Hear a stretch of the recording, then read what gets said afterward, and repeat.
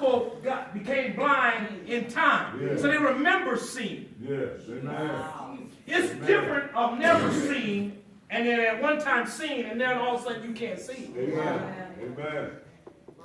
When I had that overdose and all did on the chemicals and all that, I was blind for a season. Yeah. Amen. And I couldn't see. Yeah. I couldn't talk. I couldn't walk. So I was paralyzed. I basically, all the functions of my body was shutting down. Yeah. Amen. Praise the Lord. But the thing about it is was sight. Yeah. I remember when it was starting to come back, but everything was so, I would actually be this close to the mirror to try to see my face. Yeah. Amen. And everything was fuzzy and unclear. My consciousness I was so drugged that I was in and out of constant sleep, whatever. Yeah, so when people came to my room, the hospital room, when they came in there, I could see them barely like this side coming in. I could hear them say something, but I never knew when they left. Yeah. And I had somebody up there when I was up there that was taking my stuff. Amen. They was coming in my room. They knew me. They was coming in my room and was taking the stuff, Praise the Lord. They was taking my stuff, my hair products. I couldn't even do my hair.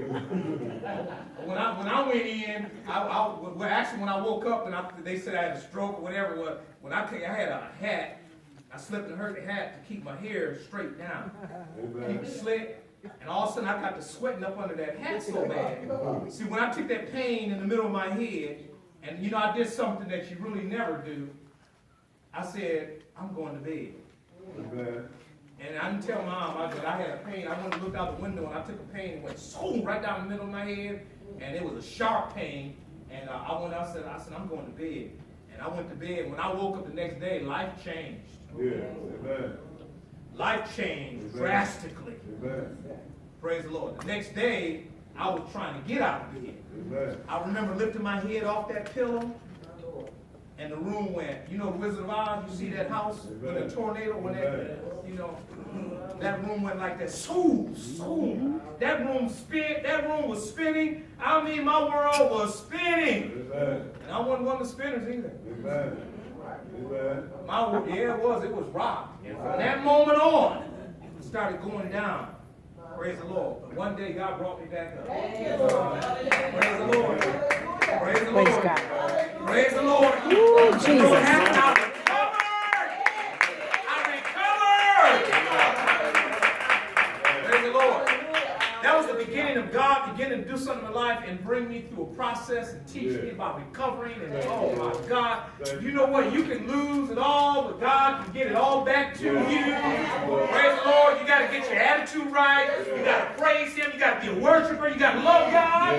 You got to serve Him without the ulterior motives. You can't have a motivation of just getting something from God without giving something back to God. You came from Him. Give Him something back. Are you listening to me? I'm almost done. Somebody say recover. Somebody say recover a town or territory which an enemy had taken. To recover sight or senses. To recover health or strength after sickness. Amen. David recovered all that the Amalekites had carried away. Amen. Seen a man who recovered in the Bible from leprosy. Some people recover consciousness after a defeat, a trauma, battlefield, after health loss, losses, stolen property. And people, listen, there is some recovery going on. And we decree that 2017 is going to be the year of recovery. Amen. We may not get it all in this year, but we'll just keep getting it for the next few years until we get everything that's been taken. Amen.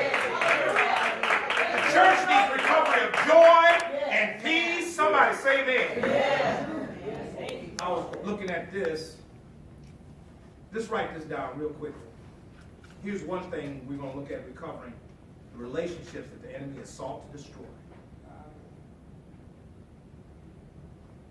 Recover the relationships that the enemy has sought to destroy.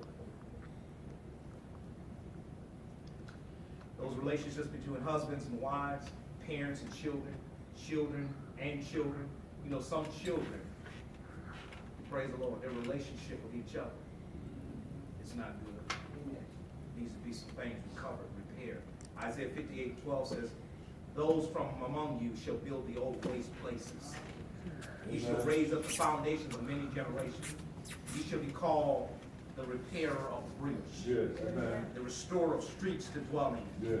Amen. Somebody say repairer of the breach. Repairer of the breach. Means there's a break. Means there's a gap. There's something that's separating you from it. Yes. Praise the Lord. Amen. Amen. Employers, employees, friends, sons and daughters. We got to believe all relationships that belong in our life to be restored to the place God can use them to build His kingdom. Amen. That's the purpose of those relationships. Amen. To help build His kingdom. When households are divided, families are divided, a house that's divided against cannot stand. Amen.